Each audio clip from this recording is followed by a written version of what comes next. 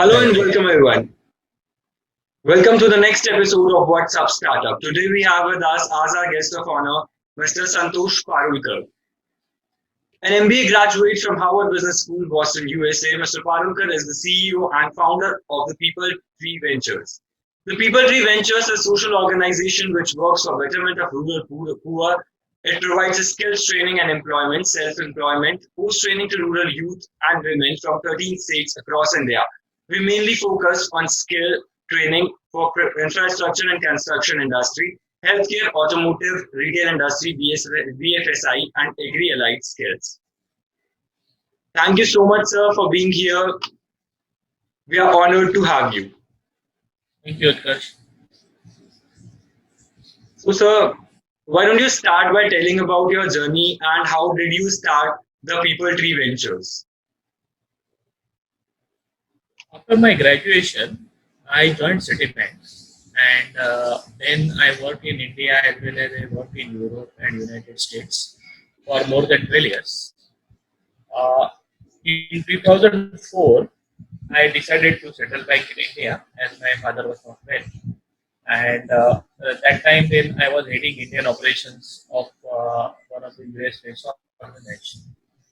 However, during that time, I have started thinking on how to give it back to our country. How can you contribute towards the betterment of the poor people in India? And that's when one organization, one microfinance organization, they approached our US counterparts for some grant and money. And then, as I was in India, I was asked to do due diligence, and I really liked the idea. And then I thought, uh, why not to start a microfinance organization in India? And because that time in 2005-6, microfinance was very nascent idea in India. Not many people knew. So I studied it further, and then I was very much impressed by Grameen Bank. I got in touch with Grameen Bank, Muhammad Yunus, and then even they shared all documentation. They planned for my visit there. Everything we planned. And I was impressed with Grameen Bank model too, where the livelihood was directly linked with the financing, unlike only giving financing. Right? As you know, that Grameen Bank model too, they were even running the mobile assembly factories and many other things. So we wanted to do something on the similar line in India. However, by around 2006 end, the Grameen Bank and Mr. Mohammed Yunus got Nobel Prize. So I would say it was very good news, but unfortunately, because of that, everyone in India, inclusive of even the large MNCs and Reliance, Bharti, everyone said that they want to get microfinancing. And that's the time then we thought that it's not good idea to get in microfinance because now it will become more commercial operation. So that is why then we said let's not get into it. It will be commercial. So but still wanted to do something socially good, and then we said let's focus only on livelihood. So livelihood, what can you do? By livelihood, you can create employment, help create employment, or give self-employment. So our focus was more on rural people only. So because we wanted to create a livelihood for rural India, so then we thought that initially we should focus on employment. So we should provide employment to the youth.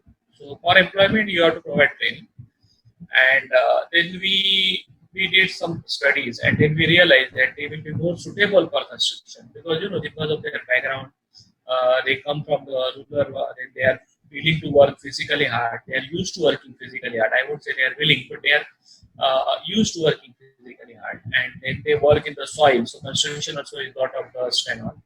And as it is, construction needs a lot of workers. So that is it. It's rather the second largest employer in the country after agriculture. So that's the reason then why we decided to start People Tree, providing skill training to rural youth and providing them jobs in the construction industry. However, as time goes, then we entered into the other sectors also for women. Then we started, especially girls, because we tried to provide training and employment to girls in construction, but it was not working. So we started retail training and employment for girls so that we can give them the jobs near their houses and help additional income because rural families they just they can should not depend only on the agriculture. They should be having additional income to reduce the distress. So for girls, we came out with that model, and now we train girls in retail as well as healthcare, and to some extent even BFSI. So we help provide them training and placement in banking and finance also. In addition to that, then we came out with a model for rural women and elderly who are already doing farming. So how to help them get additional income? Like they already get some income from say milk production. So we started doing something, for example, for additional income like honey beehives, so honey production or neem seed processing, food processing. So those are some of the things we doing.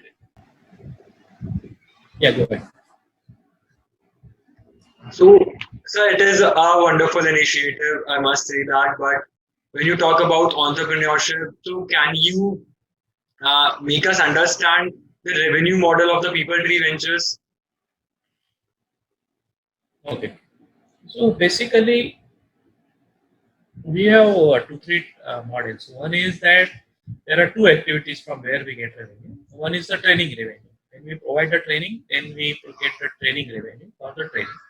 And the second revenue is when we provide the placement. So we get it as a placement fee or staffing fee if the students are working for us.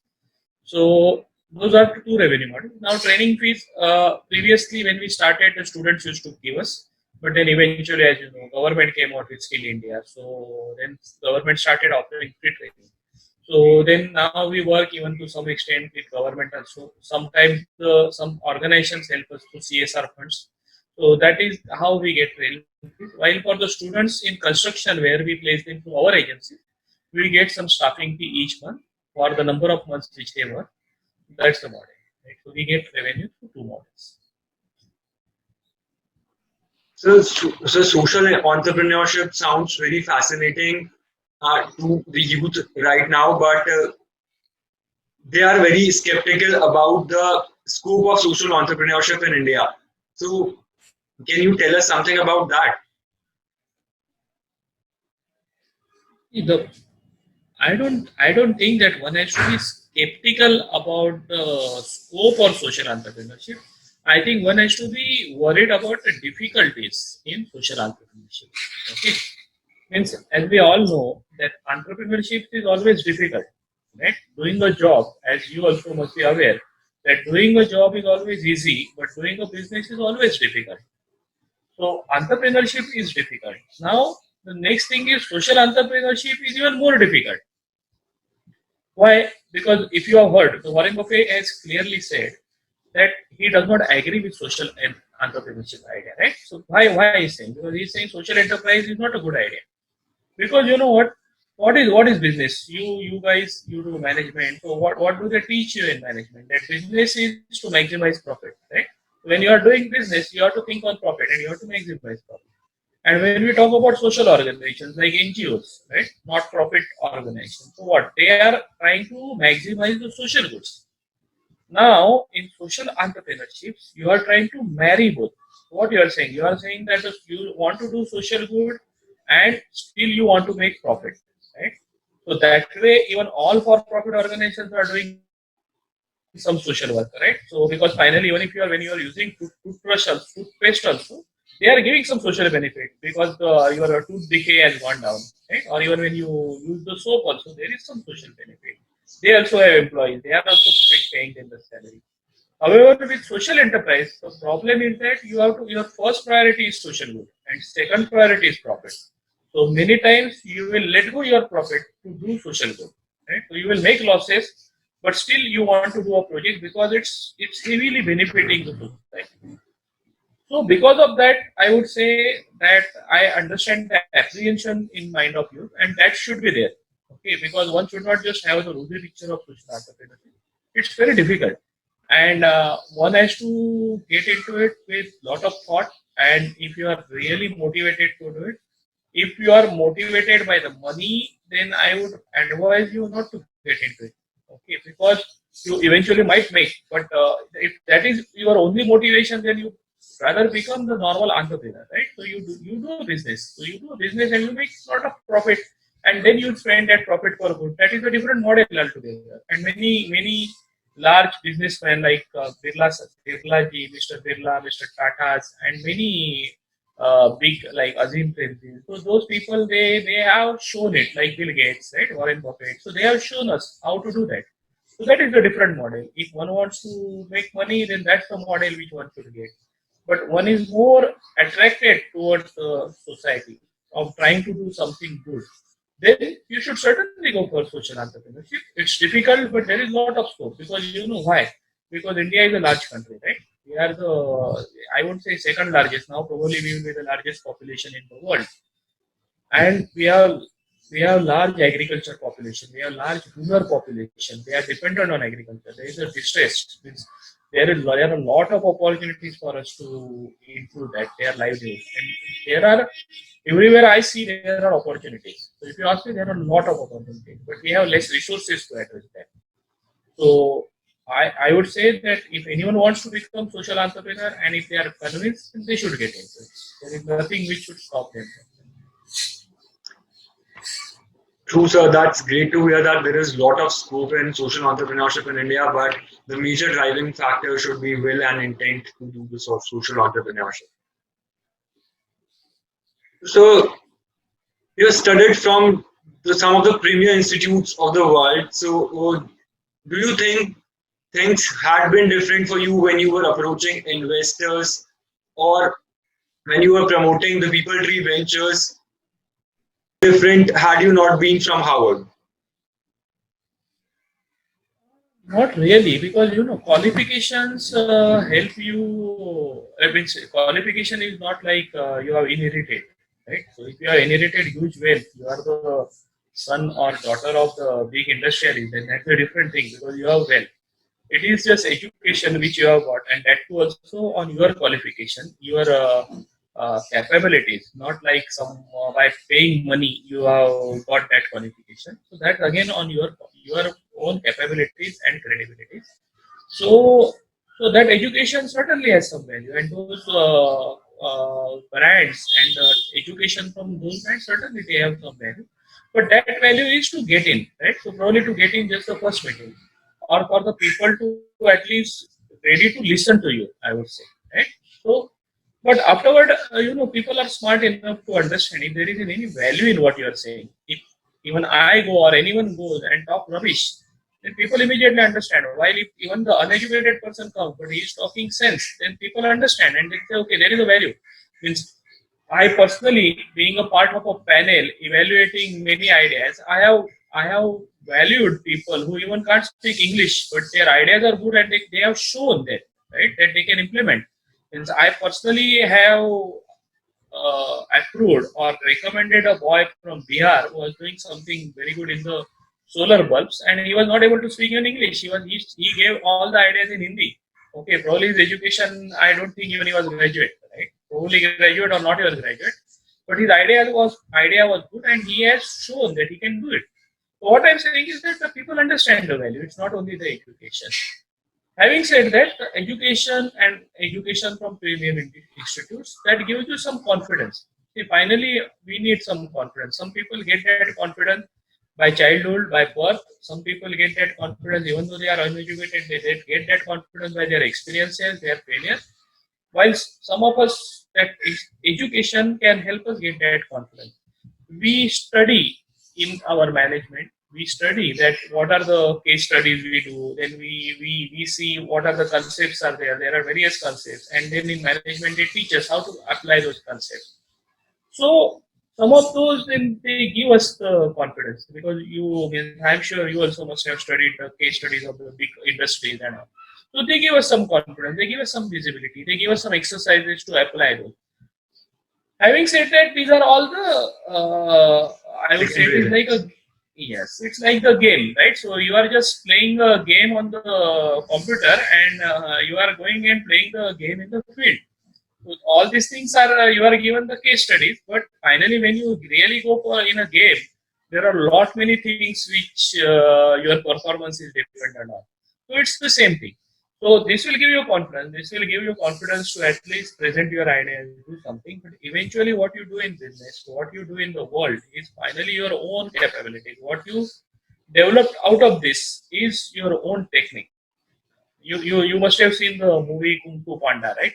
Yes, Have you sir. seen the movie Kung Fu Panda? So Kung Fu Panda, what he says? He says that there is no secret recipe. Eventually, your own recipe you will figure it out, right? And that is what is the recipe is the confidence, and that confidence building is the very crucial thing in everyone's life. And I believe that studies in even not only premium institute, any management institute and the good management institute, they help you build that confidence, and even the professors, our faculties, okay, they help us build that confidence. And if you have good faculty, then that really helps. Okay? So I believe I answered your question. Yes, sir. So while you were approaching the investors, there must have been some interesting incidents. So can you share some anecdotes which are interesting yet comes with great learning? Uh, See, first thing is just to tell you, we approached before even we started. We approached few venture capitalists. Okay, and even though they heard very patiently to us, they did not approve the idea because. And by the way, some of them are even the social investors. Right? So because and then we afterward we realize that majority of them they are looking for multipliers, right? Because even if they are social investors, they want money to multiply because they are answerable to investors, right? Because some of their investment will fail, but they always look for each investment to be giving them 10 times return. Then only even if some fails, then still they will make money. And we realized that, but we were very much interested in doing what we wanted to do, so we put in our own money. Okay.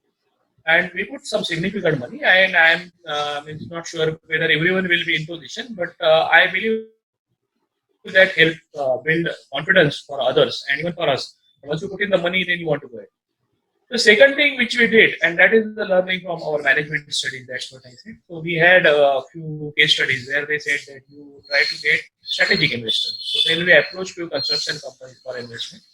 Then they understood what we are saying, and they understood why we are saying it, even though it is not a great money making idea, it's a social idea. And then they gave us some money, they invested. And eventually, after 2 years, even the IDFC invested because, again, that was more of a strategic investment for them because they were investing, they were paying money to the construction companies and the infrastructure companies. So that again came as a strategic investment for them. That is why we could get investment from the strategic investors. They did not invest in us for the returns, but they invest in us for the social good and strategic investment. So even after being the social enterprise, you have managed to get some big shot clients like Godrej, Tata Housing Development, etc. on board. So how did you do that? Yeah, I would say everything is the combination of the hard work and luck. Okay. First is that we did small work initially. We proved our model. We worked towards building our capabilities. And as we build our capabilities, then we approach owners of this company or MDs of this company, and they were very cooperative. They realized what we are trying to do, and they asked their staff to help us to the extent possible. And that's the reason why we could work with such big names because they were cooperative and they were receptive to our ideas. So as we know that the construction industry was hugely impacted due to the pandemic which we all faced last year and it's still continuing. So where does the construction industry stands now if we talk from a recovery point of view? See, the situation is different in different cities. It is not same across India. However, it was in worse situation and it's slowly recovering. I won't say that it is fully recovered. The construction industry is now first trying to get rid of the existing inventory. So they just want to get rid of the existing flats or whatever commercial building. They just want to first get rid of that. So that's the process which has started, and that should be over soon. The second thing is that some half-done projects where the companies don't have money, they want to get rid of them. Either they want to sell it off or whatever, right? Sell it off to investors or sell it off to some other company. That's the process. And the third stage is new construction. In some cities, we are seeing that, like Hyderabad, we are saying that the new construction has slowly starting. And while in cities like Mumbai, we don't see new construction being starting. I don't have much visibility, but probably in Delhi also the new construction is not starting. So it depends on the cities. So large cities like Mumbai and Delhi, probably even the new construction as of now is not starting. But some smaller cities like Hyderabad and all, the new construction has also started. So we see the recovery phase. Probably it will be next 2 years. The things will again come back to normal. That's great, sir. And we hope that the industry recovers very soon. With that, so we are over with the first segment, and next we have the segment what we call is rapid fire round, wherein I'll ask some questions and you'll have to answer that in a very small amount of time. So Okay. are you ready? Yeah, yeah, ready. Good. First is what it takes to be an entrepreneur in one word. I had attitude. Okay. The biggest struggle of an entrepreneur. Being optimistic during bad times. Okay. What was your biggest inspiration? Mahatma Gandhi. Okay. So, sir, there are some choices. What do you prefer, working early morning or working till late night? When I'm traveling, even for the work, I prefer getting up early and travel. While if I'm thinking or doing some documentation or something, I prefer late night. Apart from business, what would you like to talk about more, politics or mythology? Politics, Okay, socialism versus capitalism. socialism, Learning through books or learning through videos. books. Okay. A book you will recommend to everyone. I will recommend multiple books. As the management students, I'm sure you must have read Build to Last and Good to Great by Jim Collins. If you are Yes. not read, then you should read those books. But however, as a person, not only for a management student, but for all of you, all students and all people, I would recommend the book The Road Less Traveled by Okay. Mr. M. Scott Peck. Okay. It's a wonderful book which will tell you about the life, how the things impact you, and it goes a long way for you to become a good human being. Definitely, sir.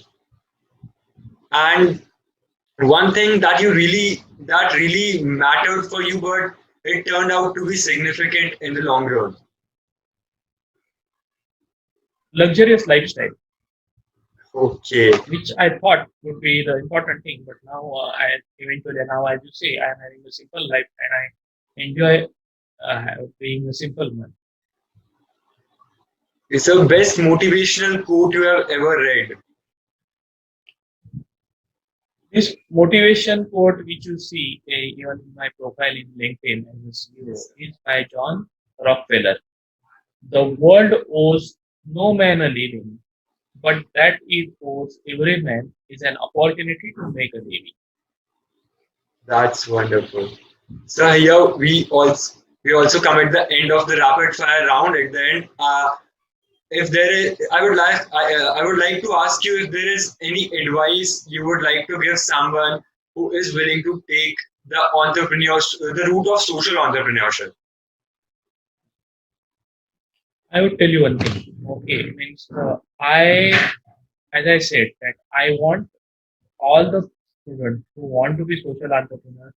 I will tell that it is the difficult journey. Okay, because you are trying to do good at the cost of profit, and as it is a difficult journey, you will face difficulties every day. Okay? And you should be ready to face challenges. But as I say, it is like a roller coaster ride. I always say the social entrepreneurship is a roller coaster ride. When you get into the roller coaster ride, I'm sure you must have got into the roller coaster ride in the theme parks. And when you get into the roller coaster ride, you many times you feel like you feel like throwing up. Many times the thought comes to your mind, why did I get into this roller coaster ride? Okay. Sometimes even you feel that can someone switch it off, and then you say stop, stop, stop. Okay. However, at the end of it, you enjoy roller coaster ride. And if you really enjoy that roller coaster ride, then at the end of you again you go back and you stand in the queue waiting for your turn to come up next time. So social entrepreneurship is like that. If you enjoy taking challenges, if you enjoy facing challenges every day, and still you might not be having a luxurious life, but still you enjoy that you have done something good and you are contributing to the society, then you should certainly go for it and become a social entrepreneur. So determination is the key. Yes, you are right. On that, Determination and confidence. okay. On that note, let's call it a wrap. Thank you so much, sir. I thank you on the behalf of entire entrepreneurship cell of Lal Bahadur Shastri Institute of Management, Delhi. You have told us about the nuisances of social entrepreneurship. You have taken us through your journey. It was really nice talking to you, and I'm sure our audience will really get benefit after listening to this interview. Thank you so much, Thank you, sir. Akhtar. Thank you, Akhtar. Thanks for your time.